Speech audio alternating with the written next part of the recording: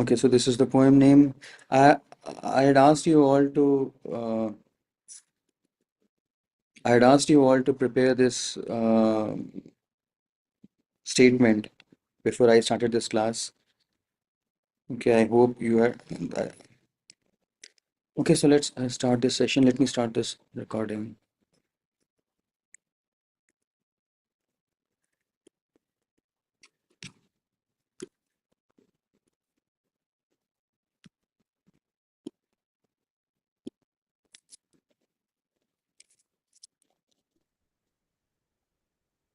Okay.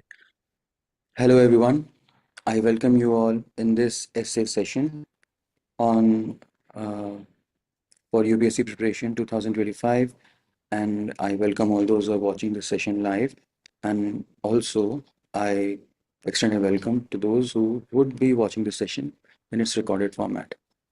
So the purpose behind this session today is to acquaint you with this beautiful poem Second Coming and illustrate its various dimensions so that you understand the underlying philosophy in this poem, but more importantly, you uh, internalize certain phrases that are inherently a very strong part of this poem, and those vocabularies and those phrases and those philosophies which are there in this poem. I want you all to internalize, remember them, so that in essays you can use them when you're writing essays in UPSC. And there is hardly an essay in which some of these lines in this poem cannot be used. Almost every essay, at least five, six essay every year which UPSC asks, you can use some words from this poem. And when you're writing an essay in UPSC, and when you mention that how you could that so such and so such poet or philosopher said this thing, then this immediately leaves a very good impact on the examiner, and he believes that yes, this student is well read, he's he's well read, and he deserves a good score. So to give a lift to your essay writing, I want you all that remember this poem and the various phrases that will occur, and I will explain you this poem in a while. I gave just before this class started, I had asked you all to write down an essay, or at least think of an essay on this particular line. The best lack all conviction, while the worst are full of passionate intensity. I asked you all to remember. I asked all of you to contemplate or think on these two lines. The best lack all conviction, while the worst are full of passionate intensity. Similarly, there are many other lines in this essay, especially in the beginning itself. There are many other lines in this poem which are of profound importance. So, okay, so having said this, now let's begin this poem. This poem, Second Coming. It was written by W.B. Yeats, I think in around year 1919, I think. Check on that. I think it's around 1919 he wrote it. He wrote it uh, after the end of First World War, towards the end of First World War, and he imagines a world which is ridden with violence and apocalyptic scene is there. But the beautiful or the amazing part is that though this poem, it has been more than 100 years this poem was written, this poem is very relevant even today in 21st century, in 2025 also this poem is very relevant. This poet W.B. Yeats, he was the same person who introduced, or at least who popularized, Rabindranath Tagore in the West. So Rabindranath Tagore, who got Nobel Prize for Gitanjali poem, it was W.B. Yeats, and W.B. Yeats was an Irish poet. He wrote forward to that Gitanjali, the work of Rabindranath Tagore, and he acted as a bridge between Tagore and the Western audience. Okay, that was a bit of introduction in the background. We don't need to know this background, but let's now start with this poem, this beautiful poem, The Second Coming. Turning and turning in the widening gyre, the falcon cannot hear the falconer. Beautiful lines. Every word, every line is worth remembering here. Turning and turning in the widening gyre. Think of it like a cyclone. Gyre means, you know of it, it's like a cyclone, sort of cyclone, or it what it denotes is that in the contemporary times, we are all moving uh, as water moves in a cyclone with a lot of centrifugal force which is applied, where things they start moving away from the center. That is the kind of world we are living in. It's like a tornado, or it's like a cyclone, and it's widening, it's becoming large, it's becoming more strong and strong, and it's moving towards it is extending its corner, it is extending its intensity and ferociousness. The falcon cannot hear the falconer. Remember this line also. The falcon cannot hear the falconer. Every line which I'm highlighting, try to remember it and try to use these lines or phrases in your essays. The falcon cannot hear the falconer. What is a falcon? Any of you know what is a falcon? Shaheen, Hmm? a bird. I mean, Shaheen. Okay, what is- Yeah, it's a bird. Yeah. It's a bird of prey. Imagine it's like, for example, it could be vulture or eagle. I mean, it is not vulture or eagle. I'm just giving it's even more powerful than a vulture or eagle. Imagine it. It's a very powerful bird which is very devastating, which is very furious. And who is a falconer? The person who is holding that bird, who is supposed to be in control of that bird. And then in the next line it goes, things fall apart, the center cannot hold. May your anarchies loosed upon the world.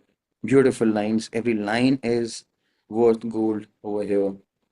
Okay, now let me explain every phrase here. The falcon cannot hear the falconer. Falcon, which actually means a bird of prey. You could also say that this represents forces of violence, forces of violence, okay, or destruction. This is what is meant by falcon, because a falcon is very powerful, a very ferocious um, bird. And falconer is a person who is supposed to pull the strings, or control the chains, or in some way take hold on that falcon.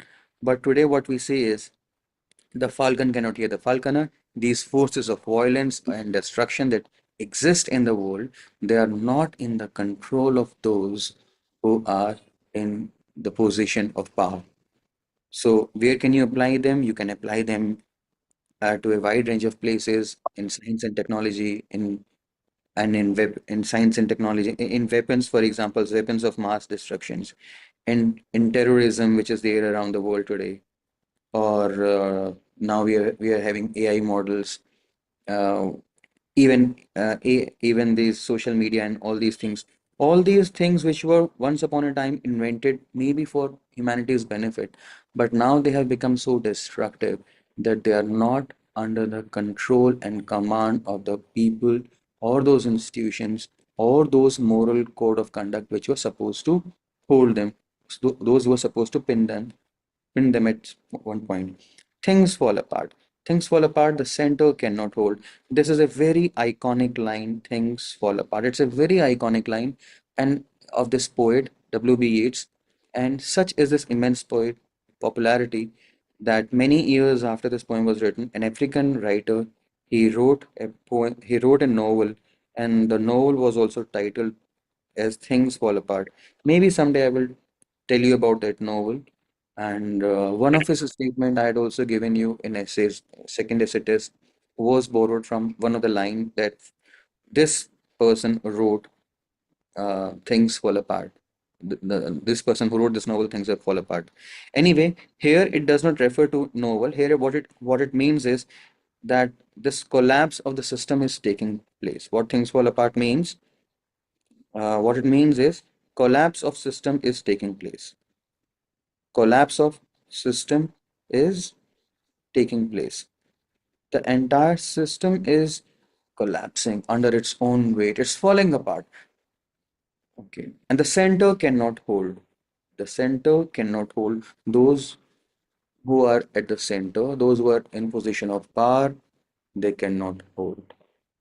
Mere anarchy is loosed upon the world. So the whole world has become chaotic. The whole world has become chaotic. Now think where we can apply this. The center cannot hold, for example, if I focus on this line, the center cannot hold. Okay, let me see this phrase number two. Where I can use this and all these things. It is not just the state and terrorism where we can use it. We can use it, for example, in case of non-state actors who are not listening to their masters, as we saw as we see it in geopolitics. There are several non-state actors who do not listen to the dictates of their own government. Sometimes they start fighting against them. So it can be written at a political level also. But we will rather focus our attention on the social segments in the society. Where do we see? The center cannot hold, may anarchy is loosed upon the world. There is moral chaos. Their families, system, and families also are breaking apart. Children, they are not learning any social values, they're not learning any values from them. Childhood today, what has happened to childhood and the families, they are splitting. Divorce rate, it's not just divorce rate, but the entire system from family to the nation, it seems to be withering, it seems to be getting eroded. That kind of ideas are generated. So I want you all to remember these things whenever there is an essay on a topic, then you can borrow one or two words from them, and then say that, as W.B. Yeats in his 1919 poem The Second Coming had said, that we are living in a time today where the falcon cannot hear the falconer, that is, forces of destruction are no more under the control of those who are supposed to control them. Or suppose the topic is on society, the topic or is on value system, on morality, on ethics, and so on. You can say that how um, things are falling apart, and the center cannot hold. These words of W.B. Yeats, who wrote them in 1919, are even far more relevant in 2021. So with some of these lines and phrases, you can use this. You can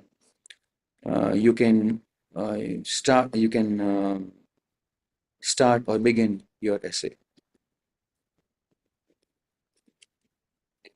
Or even far more. Anything from your side? Okay, can I So move just forward? a question. Next line is the mere anarchy is loosed upon mere anarchy is loosed upon the world. Okay, the world, there is anarchy, and when we say anarchy, there is a clash of civilizations. Nobody knows what to do.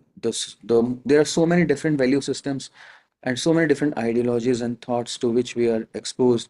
We really don't know whom to trust, where to what to follow, and everyone is going by his own set of principles, and there is a complete chaos and disorder which is taking place.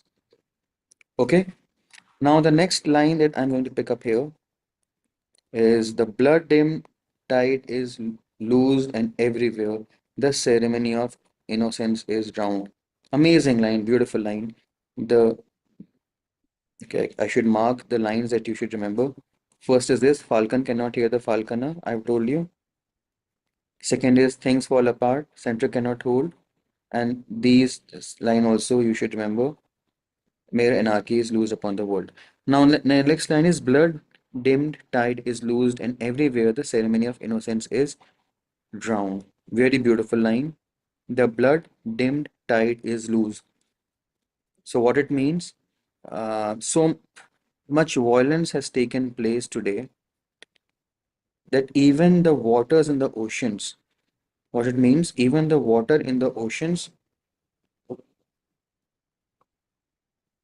the ocean water or the sea water, water in oceans has turned red, blood. It's basically so much blood and bloodshed has taken place. Next, he says, the ceremony of innocence is drowned. I love this line, the ceremony of innocence is drowned. Very beautiful line. What it means is people have lost their innocence today. And though this poem seems to be written in the or we are interpreting so far in the context of the World War, but we can extend our interpretation. We can think in various other dimensions also. The ceremony of innocence is drowned. What it means is that the world today has lost its innocence. Do you all agree? The world today has lost its innocence. What is meant by it? The world has lost its innocence. I'll give you some example here. Those things which were supposed to be private in nature, those things which were supposed to be very private in nature. For example, people when they used to marriage, it was supposed to be a very private affair, very innocence, naive kind of imaginations used to be there with respect to how a newlywed couple would be. And today they have lost that innocence. Today on social media, for example, we see how people broadcast the personal matters of their life. Similarly, childhood children today, are they living the same kind of life which was envisaged for them many centuries ago or even a few decades ago? Children today, they mature before their age, they have premature, they, and they and we get to hear about incidents in news, for example, that even there are 14-year or 13-year kind of boys, young boys who sometimes assault uh, girls in their class or even in their families, even younger girls in their class or families. So such in such places also we can say that ceremony of innocence is drowned. Okay, what we can say here that the world has lost its innocence. Give me some more examples if you can. We can apply this in relationships also. In relationships, where people, as I said earlier, they are broadcasting themselves. People sometimes they marry, sometimes they do intimate things for the purpose of getting likes and subscribers and which keeping in mind how they would get some monetary benefit or they will get some fame or these kind of petty things. So nothing is taking place for innocence. Ceremony of innocence is drowned. Sir, So if you remember last year there was this essay and they had asked you social media is triggering fear of missing out among the youth, precipitating depression and loneliness. Here in that essay, you could have used this phrase. This W.B. Yeats in 1919 remarked that we are living in an age where ceremony of innocence is drowned. And then you can add on that explanation that I just gave you that people they broadcast the personal and intimate things of their life, or they enter into relationship, they enact those things on social media just for the sake of likes and subscribers. Likewise, there was this topic, nearly all men can stand adversity, but to test the character, give him power. In this particular essay, you could have used this line, the falcon cannot hear the falconer, or things fall apart. All those lines that we have discussed so far, they would have been very relevant to this topic. Had you written an essay last year, I think the first paragraph of this poem would have been a wonderful beginning to an essay like this. Uh, Nearly all men can stand adversity, but to test the character, give him power. Or any essay which is talking about power or domination or happiness or social media or mind or human mind or families and relationships and all these things, you can use this essay. Now we come to the most amazing line. The best lack all conviction, while the worst are full of passionate intensity. This is the sixth line that I want you all to remember. And what it means, anybody? Anybody would like to share what it means?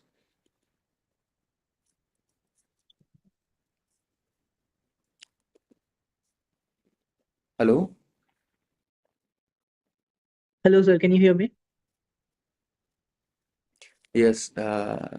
Saurav, sir. So Saurav, what I this think. line means, the best lack all conviction while the worst So are to full of me, it passion and means intensity. that people who has goodness in their heart, like the innocence part that we were talking about, What does this they line mean? they lack courage or It's not conviction. audible. One second. Okay, I'm Hello, sorry. sir. Can you hear me? Yeah, now we can hear you. Sorry, I was not able to hear you earlier. Yes. Saurav,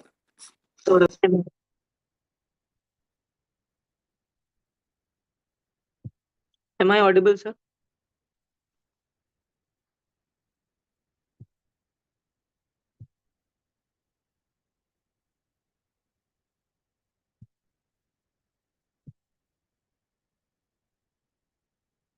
Hello. I'm sorry, I missed it. Please say it once again. Hello. Hello. Yes, Saurabh. Sir, can you hear me? Yeah, I can hear you now. Okay, okay. I've been talking. Yeah, I'm sorry. So Yeah. no issues. Sir. It's just technical issues. So I think to me it means that people who has goodness in their heart, they lack courage, or they are put into circumstances that they cannot follow their heart or cannot pursue their wishes into action.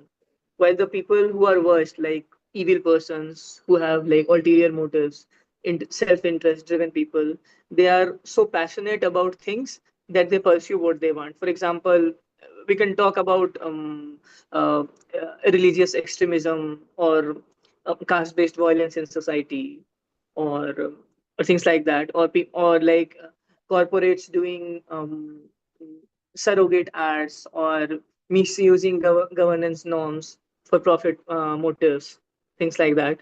So their purpose or their um, motivating factor is evil, but but they are successful in what they want to achieve because they have passion Yeah, to wonderful. pursue what they want. Exactly. So you're to the point. Very well, you have described it. That what you said, every word was right. The good intentioned people who are honest, who are good, who are moral, are reluctant. They are hesitant. They don't do the things which are supposed to do. And the worst people, the bad people, the evil people, they are recklessly following their mission. They are energetic. They're pursuing their everywhere. So this difference is there in the world today, and this is what he's talking about. You gave an example of religious extremism. One more, couple of other things. What you said was one was religious extremism. One more thing One which you was like caste-based violence or like stereotyping in general. stereotyping in general. One more thing you had said. Uh, the corporates profit greed, Yeah, corporates that profit. profit greed. They pursue unfair activities like greenwashing or like insider trading, etc. Things like that. Yes, exactly. So here, if we refer to the same triangular approach that Yes. I have taught you in the earlier classes also about how you should be critical of technology and capitalism market on consumerism, etc. on the one side, and technology, AI, social media on the other hand, and thirdly, it was state and authority and those kind of. So in all those three places and many other, you can use how these two lines are very relevant. That the best lack all conviction, while the worst are full of passionate intensity. Right? Any other person? You can write in the chat box also. See, we see them we see them at several places, and let us pile up all those places. Let us quickly remember. We see them, for example, media, and especially these lines are very relevant if suppose you have to write in as unbiased media. Sunil talked about politics. Yes, politics. We see that. We see you can remark, for example, how the educated class sometimes or the middle class they are reluctant to participate in politics. Youth, especially from middle class, they are not getting a seat or representation in the politics today, and most of the politicians they are filthy rich, and they do not come in the same proportion from those classes to which the majority of the population belongs, and the highly educated and those who have good moral character, we don't see them participating in politics and such places. Whereas we can see them in politics, we see how people, worse people, they are spreading hatred, they are creating um, mm, uh, fault lines among people, pushing them against one another. Language fights are taking place, communal issues, and on all those lines, we see how these two lines are very relevant. We also um, can use these things in the case of art, cinema, and all these places, etc., where we see that worse people, they are very passionate about their work, and the good intention people, they're getting either ignored, or they themselves lack motivation and conviction. So, for example, we see them in cinema today. What is the cinema doing its role properly? We see how they are getting vulgar, they are getting commercialized, they're getting commodified, they're getting commercialized. So much of commercial. They think they think only about money. There is no social message. They are deviating far away from true representation of Indian society. We don't see our issues, our ideas, our things, our way of life, our ideologies. We don't see ourselves being represented in media today. What we more see is there are a bunch of people who have sort of monopolized, and they are very passionate about them. And the good people, they are hesitant. The good poets, I'm also a poet. I write poetry, but I think I'd be very reluctant to come forward. And many of us may have had some desire in the past to be politicians or to be some of these people, but now most of us, we know that how we are reluctant to come forward. Even when we talk about, say, you people are preparing for UPSC exam, but in UPSC people, in UPSC also we see most of the candidates are preparing for it, who are preparing, or either who become successful also.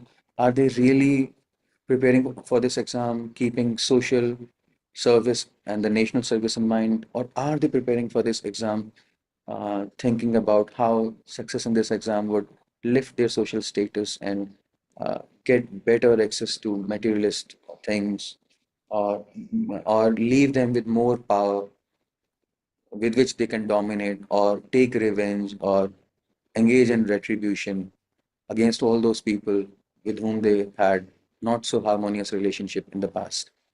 So these are the questions that we have to think in when you're talking about society. Okay, one comment is there where he says, "Sir, but why good intentioned peoples are reluctant?" Nishtha asked that why good. She asked this question. Nishtha has asked why good intentioned people are reluctant. Why are good intentioned people reluctant? That's again a question for introspection. Why are good intentioned people reluctant? Uh, Different interpretations can be given to that. Generally, because we see that in the world, it so happens, it has so happened over the ages that it is governed by those who are in power and those who dominate others. Maybe it is the nature of the world itself. It's a human nature that those who get access to power are those who use that power in wrong way, in unethical ways. And if you stay committed to ethics and morality, somehow the world is structured in a way that you can't come forward and you can't survive. If we are talking about politics, and by politics I mean this power dynamics, not necessarily democracy, but any form of government when you talk about. Likewise, in art and culture also, in sports also, in all these places, good intentioned people, because they somehow, maybe they are more afraid of the repercussions. Maybe they are restrained by ethics, and maybe because when you break the rules, when you engage in disorder, when you engage in immorality, then then the society in some way rewards you, uh, it rewards you with certain things, so, like maybe um, easier access to money and so on, so that that vicious cycle never ends. So good intention people, they keep staying behind, and the bad intention people or evil forces, they keep coming in the front. Or why this is, maybe we can relate it to maybe lack of education. We can maybe go back, we can talk about those things also, that education and the kind of moral education which should be there, the moral values on which this society is reasoned, or is this society is structured, that moral fabric is getting torn, and that whole system is getting weakened. And Ashish Gupta has said that one of the reasons could be pessimism. What difference one individual make? Yes, that is true, very true. That pessimism of what difference can one individual like me make, or even this thing that why alone me? Why should I take the risk? Why should I uh, come out as an exception? So yes, that is also true. That possibility is also true. You all can add your reasons here. Sir, just a question. Yes. Sir, is it because people like who are good at heart or who are ethically aware, they put so much, they do some kind of this self censorship, or they are more conscious about what they do, or is it something they lack in their character itself, that they won't be vehemently pursue anything in general? I think both things are true. They do engage in some sort of self-censorship also, self-restraint they engage in. And as I said, that society today is structured in a way that those who break those social codes, especially even today, it's becoming like that. They get easier access to success. We see, for example, in case of these new role models that the society has constructed, especially for children, for the younger population, the kind of dark comedies we saw in the kind of dark comedies which are there taking place, people like Samir Rana, we saw that controversy. So how those kind of artists who engage in vulgar and violent and dark and insensitive uh, pieces of art, or what they call stand-up comedies, or they are becoming popular, they're getting higher remuneration, they are being awarded, they are considered as role models, and then this vicious cycle is never ending. They are in turn uh, uh, providing uh, some sort of motivation for the upcoming generation also to follow in their footsteps, or maybe even engage in the same activities at a higher intensity. And the other thing is, at a psychological level, if we say this thing, so I'll give you this example. Suppose why most of the good intentioned people are not much bothered, why they lack conviction. One reason is, let's talk about corruption, for example. Let's talk about corruption. Okay, there are, suppose, 1 crore people in our country. All of them, suppose they must have given taxes, a lot of taxes. Out of their pockets, 100 rupees, suppose, tax which amounts to 100 crore is taken, and that 100 crore is used for maybe building a bridge, or in some construction activity that is being used for a bridge or a road or any other sort of activity, public service it is used. And those 100 crore, and there are 10 people who engage in construction of that bridge. When these 10 people, they engage in corruption, okay, suppose they eat up 50 crore rupees, they take bribes or they engage in corruption. So these 10 people, they are being rewarded, or they are getting access to this 50 crore, and that makes a lot of difference to these people. But the 1 crore people who have been distraught of 50 rupees each, they possibly would not be impacted with a similar intensity. So they will not feel aggravated. They will not be concerned with this problem of this one incident of corruption in in a direct way as these 10 people who would be benefited from that act of corruption in a direct manner. Eventually, we all are influenced. We all have to incur heavy losses in some way or the other because of the corruption that exists in our society. But a single act of corruption, when we isolate, if we isolate a single act of corruption, then we see people who benefit from that engaging in that corruption, they're benefited far more than the loss which is passed on to a wider segment of population. This we have to understand also. This could also be a reason why we do not sometimes take interest, people do not feel aggravated. And then maybe this topic then becomes the statement that this question that Nishtha asked, why worse people are, why good intention people are reluctant. Then maybe we can talk about the role of false consciousness also. False consciousness and ideology. By ideology, we mean that how they are made to believe in a certain way and they get distracted. They're not able to realize how the wrong things would eventually affect them also. And see, since Plato and Socrates, many philosophers have said this thing. In different ways, many philosophers have said this idea, they've conveyed this idea that for wrong things to happen in society, it is not just the evil forces, the evil intention people who matter, but also the good people whose silence provides congenial ground for those evil forces to operate without any checks. So it is the silence of the middle class, it's the silence of the people who are educated, it's the silence and the reluctance of all these good intentioned people which allow these evil people to pursue or to engage in violence and corruption and criminal activities and immoral activities and so on. And Sunil has said that they less risk-taking approach, defensive mechanism. Yes, all these things are attribute. These can be attributed. This can be considered the reason for it. Okay, can we move forward from here? Um, can we Yes, sir, move? sure. Okay. Okay. So next we will where we were in the next line.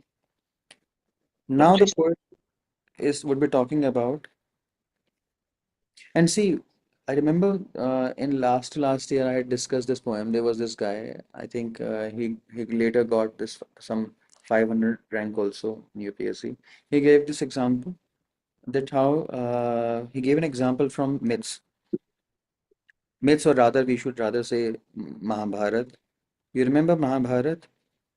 In Mahabharat, when Draupadi is disrobed in the court, then all the galaxies of people who were considered as pillars of morality and ethics and wisdom, all those people, what they did, they stayed silent. That is one of the darkest chapter of Indian in Indian epics and Indian mythology. If we know, we still have to face criticism because of that. That how come a society stays silent when a woman was humiliated, when she was in some way she was humiliated, she was threatened of assault in a courtroom. The galaxy of they were philosophers, they were warriors, they were people who stood by dharma, but none of them came forward. So one interpretation, one he that guy linked this statement to that episode also. Next, we will move forward. Surely some revelation at hand. So what I want you all to focus is again and again I'm repeating that please remember this paragraph, especially the first paragraph. Do remember this first paragraph. sure. Take a print out, उसको अपने घर में कहीं चिपका लो, हाथ से लिख लो, बार बार in line को पढ़ो The falcon cannot hear the falconer. Things fall apart. Center cannot hold. May anarchy is loosed upon the world. Blood dim. Tide is everywhere. Ceremony of innocence is drowned. And this line, the best like all conviction, while the worst are full of passionate intensity. आप इतना भी अगर आज के हिस्से में सीख गए ये वर्ड्स को सीख गए then I think my purpose would be at least 50, more than 50%. I think I've met my purpose.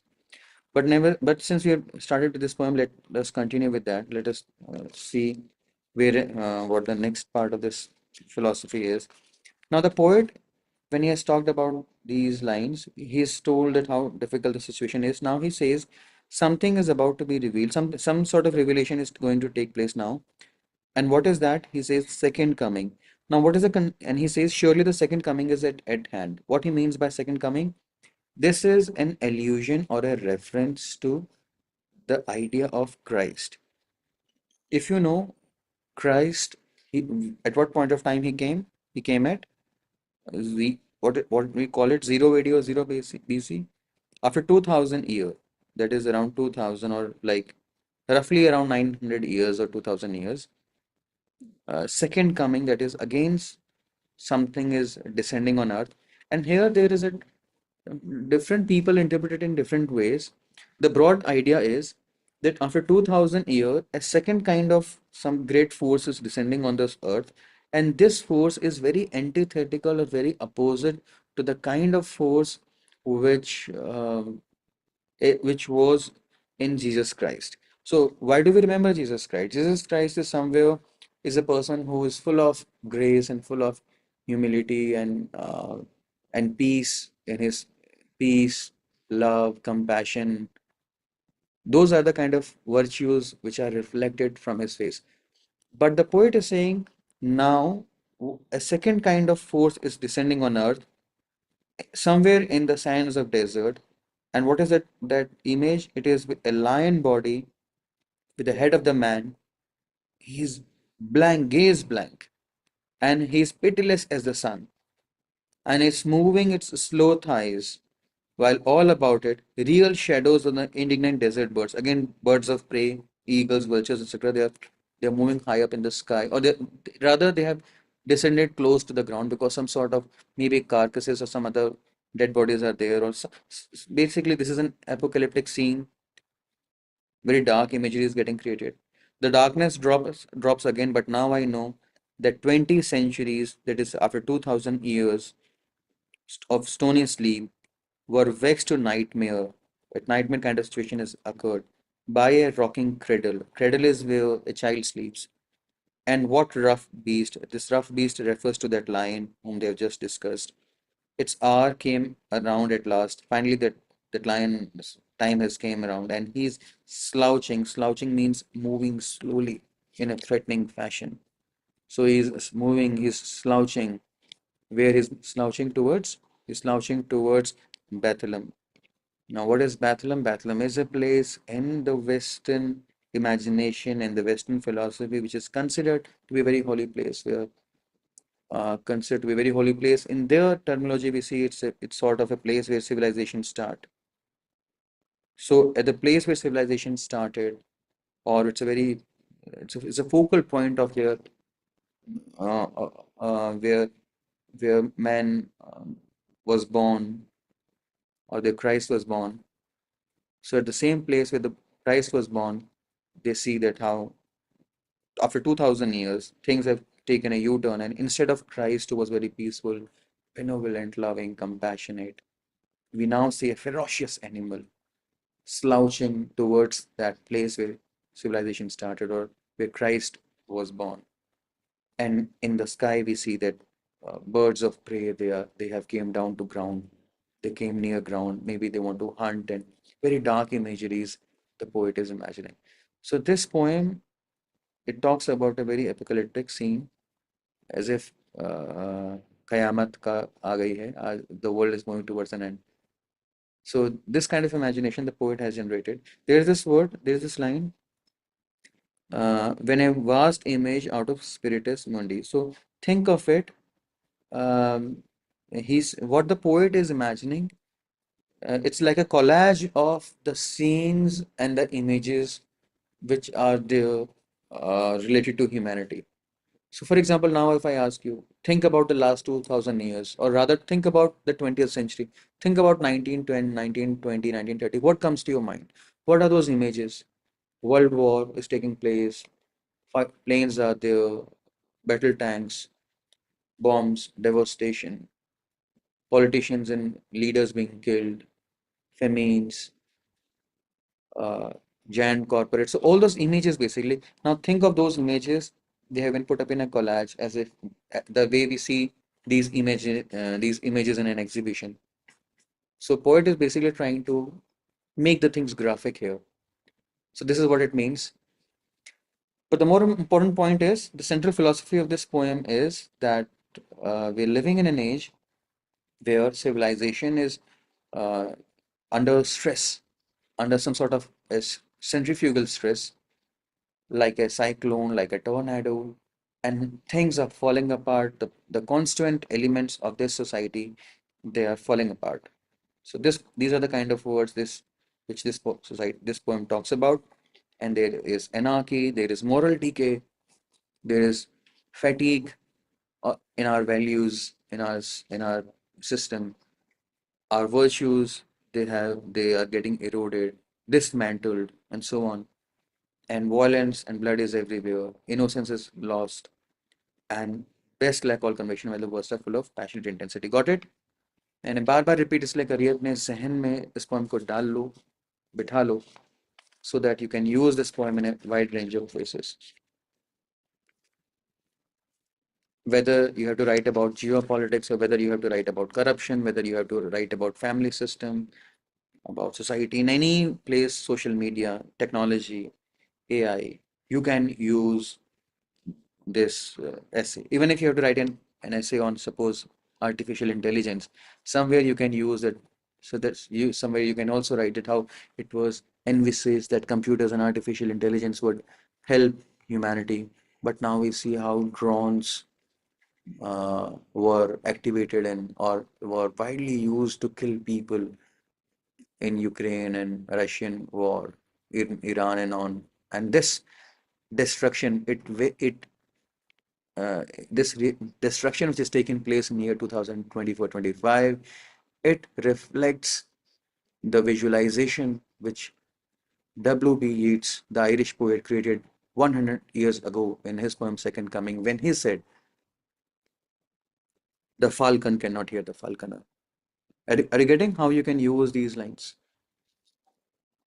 तो इस तरीके से मैं चाहता हूँ आप इन ऐसे को अपने अंदर इन लाइंस को अपने अंदर एसिमुलेट करिए और इसको इन लाइंस को एसिमुलेट करके अपने उसमें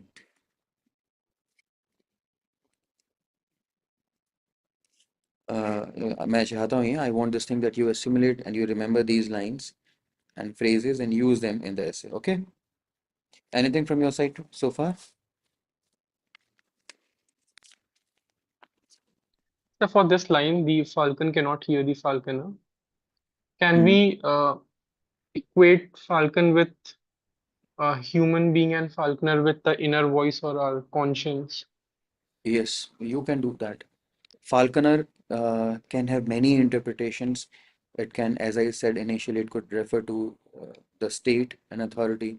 It could refer to social institutions also, the moral code of conduct which exist in society, religious institutions which used to supply or used to act as a source for ethics, and even our own inner moral code um, our soul or our conscience, which ideally is supposed to give orders to our body, so our body or our mind. So today our mind is becoming destructive. With our hands, we are engaging in violence.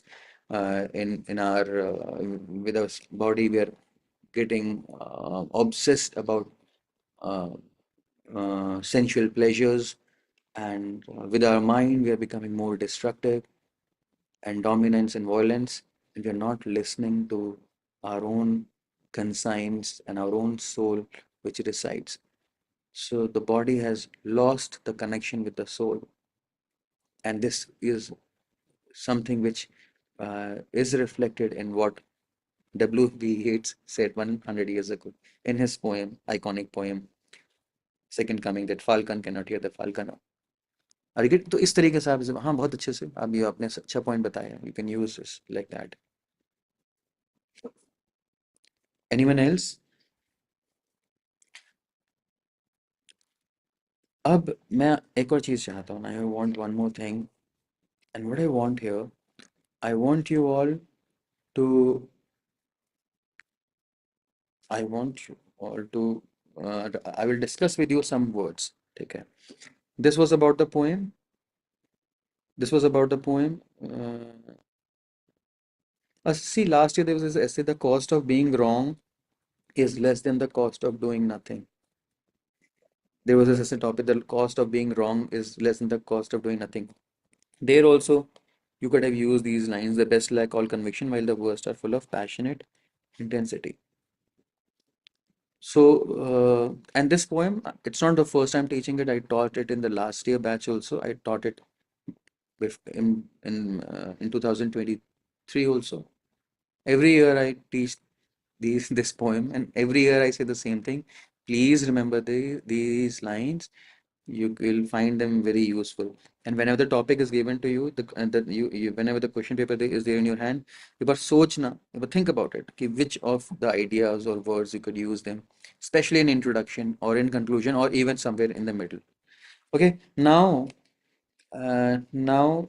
we will pick up some. Now I will tell you about a couple of words. Okay, I will tell you about some words and phrases which you can use in your essays on themes which are related to this. Okay, one second. Let me drink some water.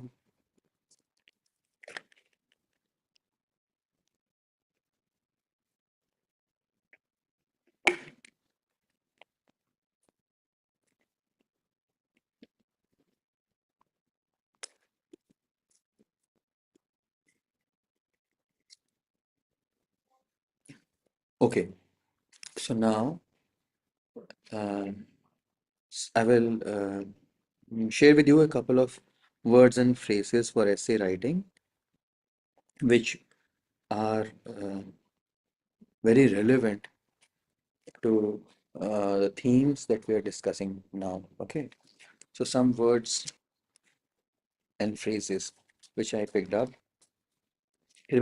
Just take note of these words and phrases. Okay, one and first that I'm taking up today is civilizational anxiety. Okay, similar word here is which you can create your own sort of words also. Civilizational fatigue. Do I need to explain these words here? Civilizational anxiety, civilizational fatigue. You can use these words. Okay. What they basically what these words reflect is the stress which exists, the far-reaching and the widespread stress which occurs across the world today. These civilization anxiety also, which is leading to violence and war and so on, and this loss of identity. So just try to remember these words, okay? I think these words and phrases you can write down at somewhere, and they will help you write some good essays. One more word I'll write here is So sorry to interrupt. yes. So this civilizational anxiety, I did not understand this. I mean, what is who is anxious about what? I didn't get it. See, what it means is basically it's not an anxiety that is shared by one person. Okay, it Okay, is it's not okay. Anxiety that is shared by a small group of people, all of us in different places, in different time zones, or rather even the same time zone. We all are having some anxiety in our minds. Getting it? Yes, sir. These are abstract words. So इनका कोई ऐसा नहीं है, इनका कोई बहुत ही hard कोई meaning होगा. ठीक है. ठीक है सर. ये कोई टर्म्स ऐसे स्पेसिफिक टर्म्स नहीं हैं जो कि एक 1 second. Am I audible and visible? Sir, you are audible but not visible. Don't know why this connect. Okay, now am I visible? हाँ सर, अभी सही है. So civilizational anxiety या civilizational fatigue ये टेक्निकल टर्म्स नहीं है. ये किसी साइकोलॉजी के या फिर किसी डिसिप्लिन के ऐसे टर्म्स नहीं है. थोड़ा सा बस यूं है, आपको अपने एसेज में आप वही कुछ बातें कह रहे हो तो उनको फैंसी वे में हम कहने के लिए वी कैन यूज देम. थोड़ा सा ये काफ़ी एब्स्ट्रैक्ट से वर्ड्स हैं, फ्रेजेस हैं. एंड आप अपने खुद के वर्ड्स भी इस तरीके से बिल्ड कर सकते हैं. आप एक वर्ड यहाँ से पिक करो, एक वर्ड यहाँ से पिक करो. Civilisational chaos. अच्छा. ठीक है, तो ऐसे करोगे तो ऐसे आपको अच्छा लगेगा. तो the words that I am giving you today, try to remember these words, and these would indeed help you write some amazing essays. Okay. Yes, sir. Okay, so civilizational anxiety, civilizational fatigue, all these represents these kind of nervousness or anxiety or stress that occurs to humanity today, which is faced by humanity today, not just by you or me as in isolated in isolated manner. It's not one or two people who are facing them, but all of us. And these things have given rise in turn to a lot of other disorders or problems in the society. Why do we see, for example, suppose there is this essay on fear of missing out in social media again. There's this topic. There's topic on happiness is the path, no path to happiness. These kind of topics, you can use these words. The socialization, you can use these words. For example, that social media today has social media has encroached our personal spaces, has colonized our minds because we're all suffering from a civilizational anxiety, or the civilizational anxiety has created fertile grounds for so and so XYZ problems. ये बहुत ही यहाँ पे mathematical accuracy के साथ नहीं बोलनी बात. किसने क्वेश्चन पूछा था ये? मैं सौरभ सर. हाँ, सौरभ. थोड़ा सा एब्स्ट्रैक्ट तरीके से आपने बातों को कह पाओ, एब्स्ट्रैक्ट बातों को, तो उसके लिए कुछ मैं वर्ड्स आपको दे रहा हूँ. समझ रहे हो? ठीक ठीक है. ठीक है. तो एक और जो मुझे एक वर्ड बहुत अच्छा लगता है, ठीक है, वो है कल्चरल मेमोरी. ये आप जानते ही होंगे, cultural memory. But how I want to use this word is erosion of slow erosion of cultural memory. Yeah, I think this is self-explanatory. Okay, we are getting disconnected with our own set of values and our own set of culture. सब एक chaotic सी situation है. Basically ये सारे words आपको, वो जो chaos की हम बात कर रहे थे ना, वो chaos की mere anarchy is lost upon the world. In that kind of scenario, उस type के settings को explain करने के लिए ये आपको words help करेंगे. One beautiful phrase that I love is retreat of wisdom. Retreat of wisdom. Retreat word अपने आप में बहुत प्यारा है. आप सब जानते होंगे इस word का meaning, but I am very sure most of you would not be using this word. What does retreat mean? Retreat mean it gives a feeling as if something is fading. Okay, something is fading, something is moving away, is becoming less important, less influential. So it's taking its step back. So you could use it retreat of wisdom, okay, retreat of ethics, in these kind of things, in these kind of situations, you can use this word. Retreat of wisdom. One more, some phrase I will give you. This you use quite often. Illusion of progress. This you use quite often. One word is, which I like a lot, one phrase I'm giving you is moral vacuum. Moral vacuum. Getting it? Moral vacuum, moral chaos. I think these are beautiful phrases where which you can use in your essays when you have to write about uh, the state of society or the state of nation. What give some example of moral vacuum?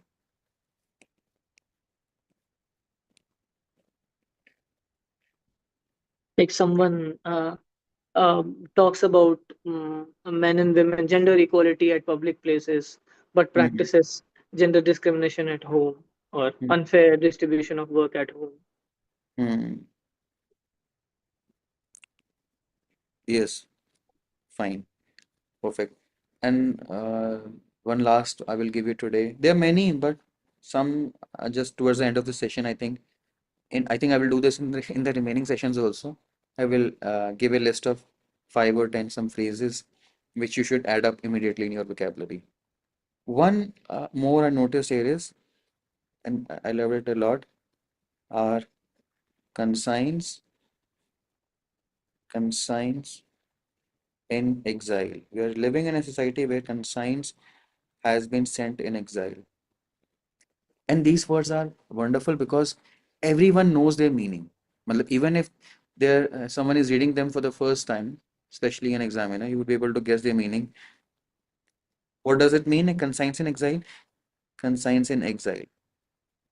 Conscience in exile or moral chaos or retreat of ethics, they would signify the same thing, that our moral values, they're becoming less uh, significant, less important, less influential. They're getting a back seat. They are not able to make an impact. Okay, Ashish Gupta says uh, silencing of inner voice. Yes, silencing of inner voice. And see, even this word is good. Silence, what do you say? Silencing of inner voice. And I will give you one more phrase like this. I think you would like it.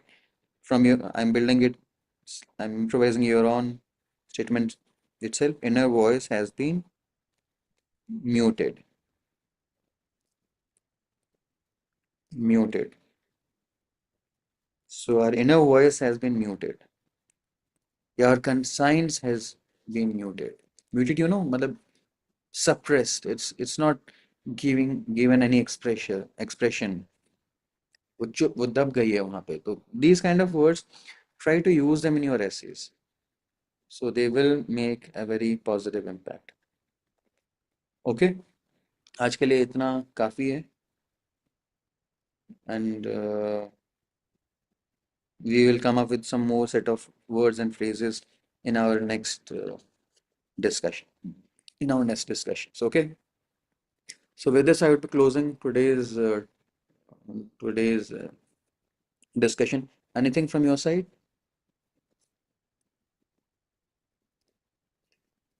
Anyone has to say something or ask or provide some inputs?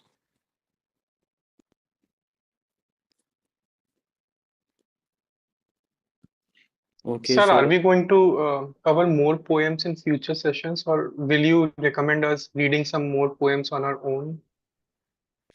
yes, I think I'll cover some more poems. A few people provide me, I mean, if few people show the interest, I will come up with more set of poems, more set of such similar philosophical things. I will introduce them to you. Okay, definitely we'll be doing that.